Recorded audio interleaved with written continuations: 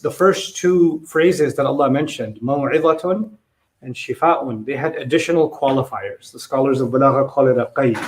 So موعظة من ربكم. The min rabbikum is an additional qualifier. So it's not just counsel, it's counsel from your master, right? So there's a qualification there. Then in the second case, it is shifa'un lima fi sudur. So it's not just any kind of healing, healing particular to what lies inside of our chest, our emotional and our spiritual states. But when it came to guidance, there is no qayd. There is no hudan min rabbikum, for instance, right? Or hudan lakum. There's no qualifier at the end of that. And what that does is tawassu'. It opens things up. And so we're going to look at this term guidance, first of all, from a point of view in the Arabic language that's very important to understand, which is called isti'ara and tamthil. This concept in the Arabic language that words paint entire pictures. So when you think of a word, you don't just think of that word, that abstract word, you think of an entire portrait that's being painted. And the word guidance is one of those words. We use it very commonly because it's become a religious phrase, right? So may Allah guide this person, or we are seeking guidance, or the Quran is guidance. And the more commonly we use words, the less thought goes into them. They become second nature. We say them without thinking deeply about them. So today's an opportunity to step back and look at the word guidance for what it is and how it was understood, even outside of the context of the Quran, and then apply that to what Allah Azza wa Jalla is saying here, okay? So the term guidance or hudan is most directly used for somebody who's traveling.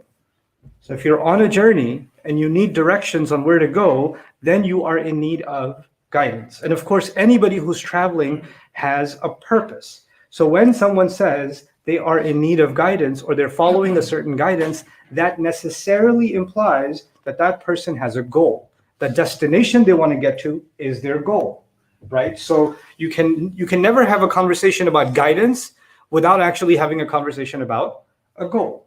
And this is true now. If you think about the journey example, if you think now of any other example in any part of your life, if you want guidance on how to do better in school, your goal is doing better in school, and you're going to get tips from someone, advice from someone on how to reach that goal. That goal became your purpose, right? You can athletes go to a coach to get guidance on how to perform better, to improve on certain weaknesses that they have in their skill set. Right? You go to your professor for guidance on a certain chapter that's giving you a hard time. The other chapters, this one's giving you a hard time. You need some extra guidance on it, and your goal is to understand that chapter better. In other words, the association I want you to make in your minds to start with is whenever there's a conversation about guidance, there's always a conversation about what? About a goal, about a purpose at the end. Okay, so the traveler has a purpose. The traveler is not just walking in any direction. The traveler wants to take every single step that takes them closer to the direction they want to get to, the destination they want to get to. So when Allah says hudan, then Allah doesn't have to mention that He gave us a goal. The goal is already understood. The goal already exists. Now human beings have been given guidance on how to attain that goal. And this is really powerful because we in our life have many goals. We don't just have one. You could say the ultimate goal for a believer is وَإِنَّ إِلَىٰ رَبِّكَ الْمُنْتَهَى, that to your master is the final end. In fact, life itself, our inhale and exhale, is actually also a journey. Time is also a journey. Allah says, إِنَّكَ كَادِحٌ إِلَىٰ رَبِّكَ كَدْحًا فَمُلَاقِيهِ. You are marching relentlessly, whether you like it or not, towards your master, and eventually you shall meet him. Like this life itself is a journey, the destination of which is Allah Himself. Right? It has stops along the way. My grave is the next stop. Then Judgment Day is the main stop after that, coming out of the grave. Then the march towards the meeting with Allah. And I pray that Allah enters all of us into His Jannah. Right? So that's our next, these are our goal after goal after goal. And then meeting with Allah Azza wa Jalla. These are goals. But even before all of that, in fact, every single day we have goals. It's not even just the akhirah, which is the ultimate goal. I have goals to accomplish every single day. You have many goals every morning. You got to wake up at a certain time because you have certain things to finish and get to work on time. There's a project at work you have to finish. That has a goal. There's a certain amount of money you want to save because there's a certain expense you need to fulfill, or there's an investment you need to make, or there's a loan you have to pay off, or there's whatever else, financial goals, academic goals. There's a book you need to finish. There's a paper you need to write. Every single thing you do is made up of targets, goals, and we're running after them, one after the other after the other. Incidentally, I want to share with you something I read recently about an athlete. I won't name athletes because it's no need to embarrass them, but the story is important. It was a professional athlete, very accomplished in his career, and he retired. And once he retired, these athletes make quite a bit of good money, right? So they're doing very well for themselves. But it turns out in a couple of years, he actually ended up going to jail for drug abuse, for beating up on his wife, and then ended up homeless and ended up being found drunk, asking people to buy him a drink, and his other colleagues who also retired, some of them became sports analysts, some of them wrote books, some of them did other things. They went into real estate or whatever else. And they were all close friends, and they were interviewed about this one athlete that ended up his life in ruin, and they said he couldn't find himself a goal. But he would, so and psychologists talk about this. In the absence of a goal, human beings experience three things. They experience boredom. I don't know what to do. They get bored. And boredom is actually a pretty lethal feeling. It's a restlessness inside you that I need to fill this empty space of time with something, like kids in the middle of summer vacation, right? Like it's almost a kind of pain. Boredom can be a kind of pain. And then associated with that, when you're bored and you have nothing to do, then your mind travels to not read, because you're not engaged in reality in front of you. So your mind goes in two directions, either anxiety or depression. It goes into these directions. So not having a goal in the world, not in the world of Islam, not in the world of Iman, in the world of psychology, not having even smaller goals actually leads to boredom, which then is tied to anxiety and is tied to depression. This is something people that study the human being have discovered. Allah Azza wa Jalla tells us in the Quran, سَنُرِيهِمْ آيَاتِنَا فِي الْآفَاقِ وَفِي أَنفُسِهِمْ حَتَّى يَتَبَيَّنَ لَهُمْ أَنَّهُ الْحَقُّ. We're going to show them our miraculous signs in the skies, and we're going to show them our miraculous signs even inside of themselves. Even inside of themselves. Allah has revealed to us what? Guidance. What does that mean? Allah has given us something that constantly keeps our eyes on a goal. He's given us a goal. And it's not just, like I said in the beginning, not just a goal of Jannah. But what has He done? He has guided every one of my other goals. In other words, if you have financial goals, now they have been guided to be the right kind of financial goals. If you have, professional goals, they've been guided now to stay within the line of what pleases Allah.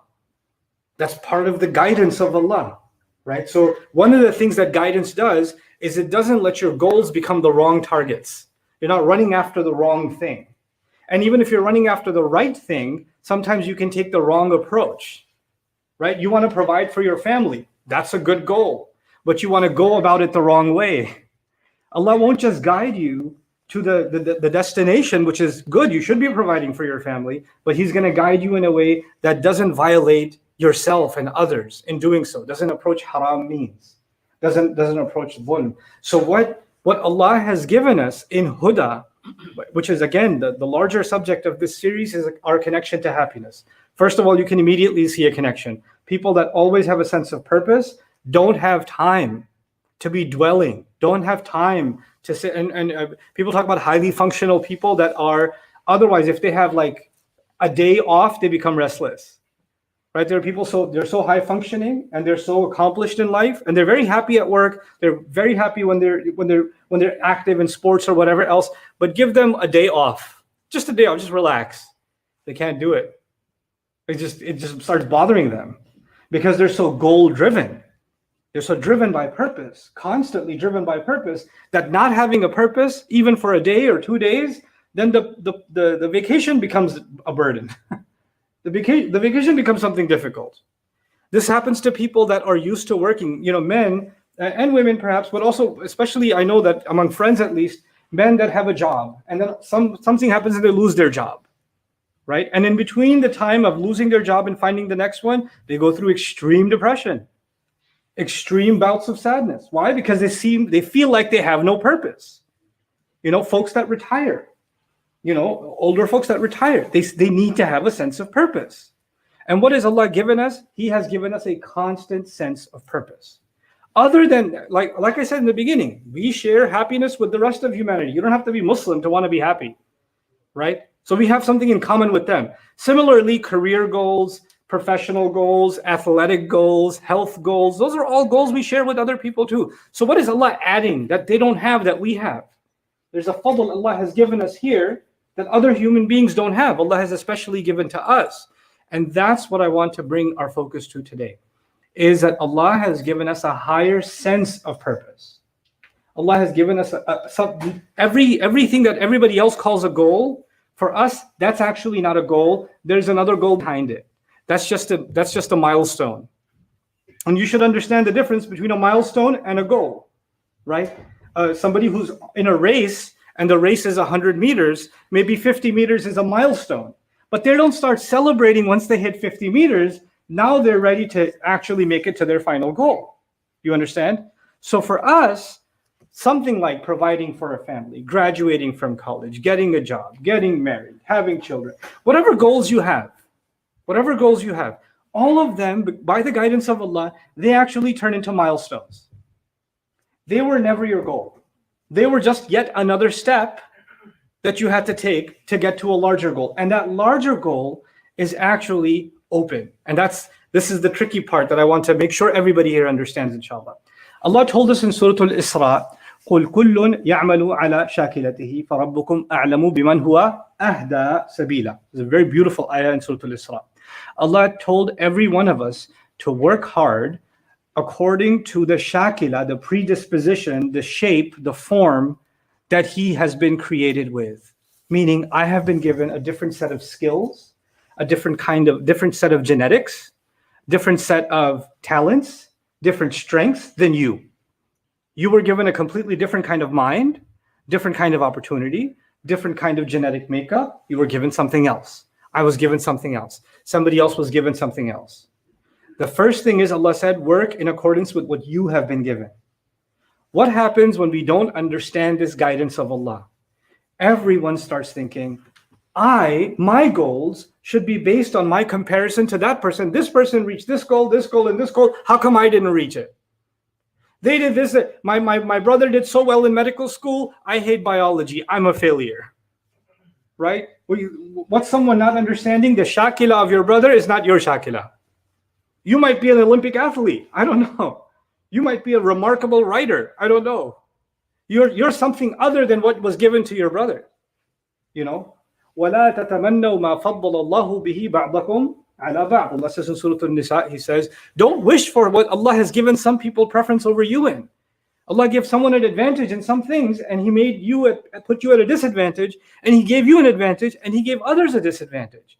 So the first part, these ayat, I'm tying them in because when Allah simply says He's given us guidance, in other words, guidance means we have to get to a destination. For a lot of people now, especially nowadays, they're asking the question, so what's supposed to be my goal?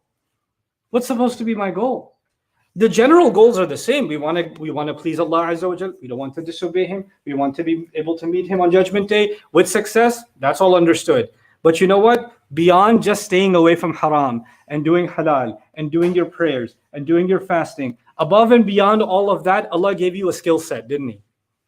Allah gave you a set of talents, didn't He? And He wants those talents to be guided so that even the worldly things you accomplish, the degree you get, the job you get, the business you start, even that business, even that degree, even that career, whatever you're able to do, that becomes a way of expanding guidance for others too. It becomes a way of goodness being spread in the world too. It's a purpose greater than yourself. It's a purpose larger than yourself. You didn't just accomplish something to make your parents proud. Now that they're proud, now what? Now what do I have to accomplish? Now I'm it's already done. This is all I was fighting for. That's already done. Now I'm pretty much depressed. And now I'm angry because I don't have a purpose. There's a larger purpose. And that purpose has to be designed by you, based on the shakila Allah gave you. And then people come and say, so tell me what I'm good at. No. I can't tell you what you're good at. بَلِ الْإِنسَانُ عَلَى نَفْسِهِ بَصِيرًا. You're refusing to look at yourself carefully. Look at you. Acknowledge the gifts Allah has given you. Allah says, وَأَمَّا بِنِعْمَةِ رَبِّكَ فَحَدِّثْ. What the gifts, the blessing Allah has given you, your master has given you, talk about it. It's not just the external blessings. It's the internal blessings Allah has given you. the talents, the mind, the opportunity, the rizq Allah has given you. Talk about it. And how can you talk about it to someone else if you haven't even acknowledged it for yourself? How can you even do that? So when Allah gave us guidance, He gave us a real, true sense of purpose, a powerful sense of purpose, which is different from the kind of sense of purpose that cultures condition into their offsprings. Cultures condition into the offspring, when you get to this age, you better buy a house. When you get to this age, you better get married. When you get to this age, you better have this job, this degree, etc., etc. These are the goals that one generation, they see successful people accomplish these things, so they want that to be the purpose for their children, right? But the world changes, and these goals change. Societies change. But if young men and women were brought up understanding that you have to define a high sense of purpose for yourself, then they'll stop comparing themselves to everybody else. They'll just have this sense of, I need to accomplish something serious for myself first. I need to accomplish great things. And so the last part of this, which is again part of this word guidance that Allah has given us, is that sometimes a young man or a young woman says, I have an amazing idea. I want to teach the whole world the Quran. I want to do this. Like big goals. Which it's amazing that you have big goals. It's a really cool thing to have big goals. It's a really great thing to have vision. But you know what happens sometimes? You're sitting at a park bench talking about transforming the world, and 3 years later, you're sitting at a park bench talking about transforming the world. And man, inshallah, my goals are really, what have you done for those goals in the last 3 years? No, but I have these goals, inshallah, as soon as the opportunity opens up.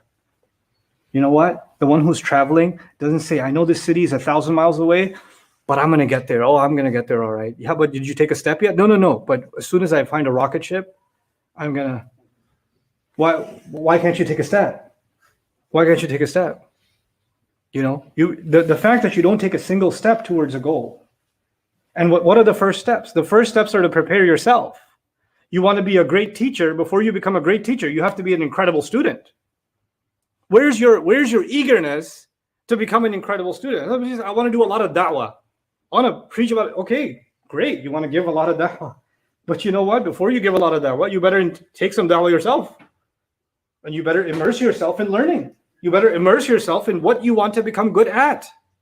So when you set up a higher goal, the first milestone, because we talked about milestones, the first milestone is actually conquering yourself, overcoming your own laziness, overcoming your own self-doubt, overcoming your own lack of belief in yourself, overcoming your own, lack of willpower to struggle. As soon as a struggle becomes difficult, you sit back down.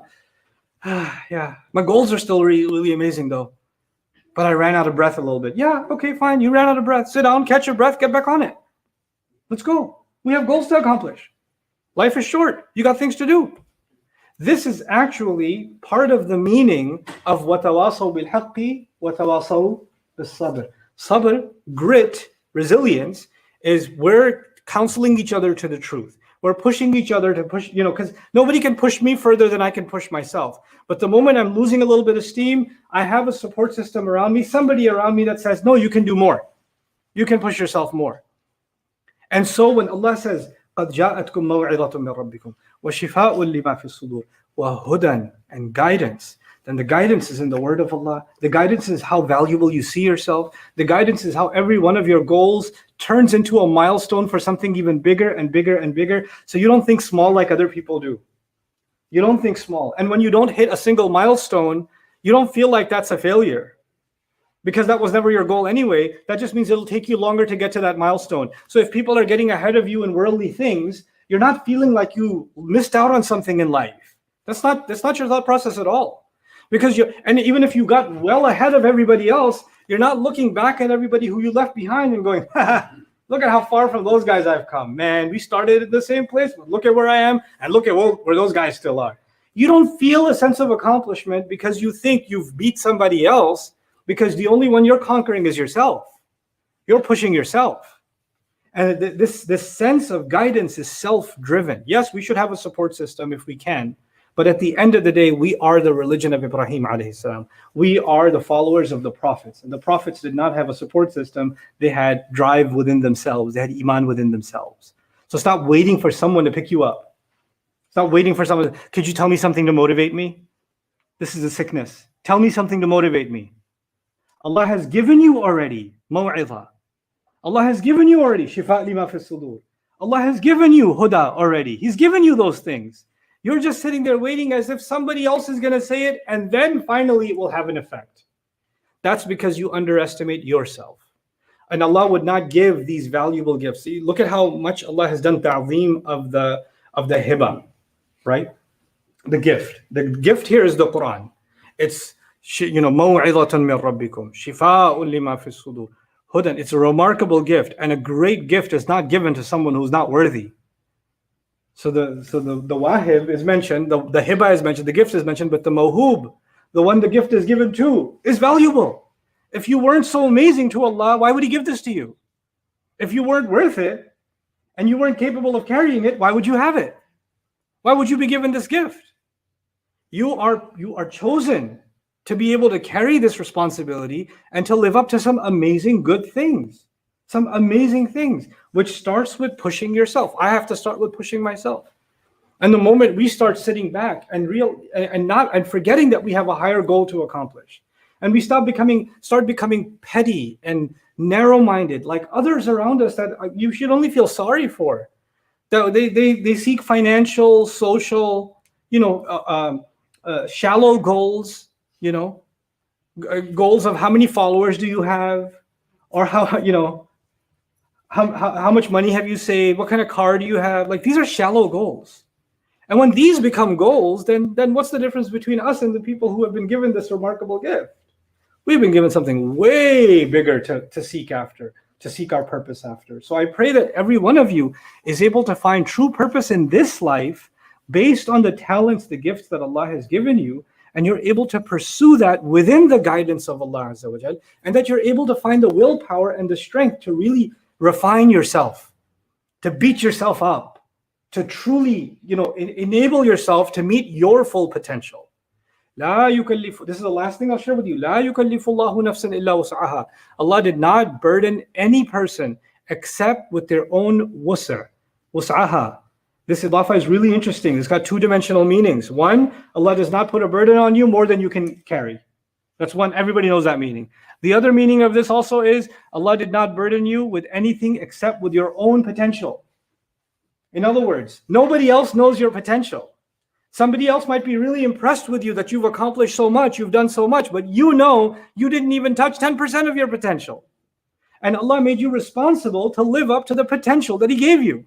Your wusr is much bigger than what people see, and what even you might have seen in yourself. So the gift Allah has given us is one of us not underestimating ourselves and living up to the remarkable guidance that He's given us. This is why the Sahaba saw a value in themselves. They saw a responsibility in themselves that was able to transform the world as we know it. They just transformed the world as we know it.